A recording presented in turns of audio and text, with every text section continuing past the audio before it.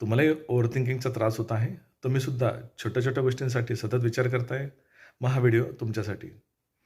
ओव्हरथिंकिंगचं मुख्य कारण म्हणजे आपल्या मेंदूत असलेलं थ्रेट डिटेक्शन मोड.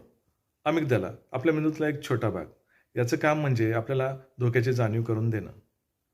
आपल्याला छोट्या गोष्टींमध्येही काही धोकादायक आहे का हे तपासायला लावतो आणि यामुळे काय होतं, मेंदू सतत काहीतरी वाईट होऊ शकतं या मोडमध्ये अडकतो आणि आपण अनावश्यक विचारांच्या जाळ्यात अडकतो. म्हणूनच अगदी छोट्या डिसिजनपासनं मोठ्या डिसिजनपर्यंत फक्त विचार करत राहतो. असं झालं तर काय होईल? तसं झालं तर काय होईल? असा अखंडपणे विचारात अडकून राहतो आणि यामध्ये आपली खूप जास्त प्रमाणात टाईम आणि एनर्जी वेस्ट होते. या विचारचक्रातून बाहेर पडण्यासाठी म्हणजेच ओव्हर थिंकिंग थांबवण्यासाठी एक पॉज घ्यायचा आहे आणि आपल्या श्वासावर लक्ष केंद्रित करायचं आहे. 20 सेकंदासाठी दीर्घ श्वास घ्यायचा आहे, सावकाश श्वास सोडायचा आहे.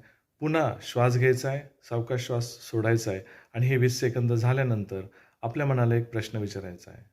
जे विचार माझ्या मनात येत आहेत, जी भीती मला वाटत आहे, त्या विचारांसाठी माझ्याकडे काही सॉलिड प्रूफ आहे का? आणि याचं उत्तर बऱ्याचदा नाही असंच असतं. आणि यामुळे ताबडतोब ओव्हरथिंकिंगची चेन ब्रेक होते. हे करून बघा.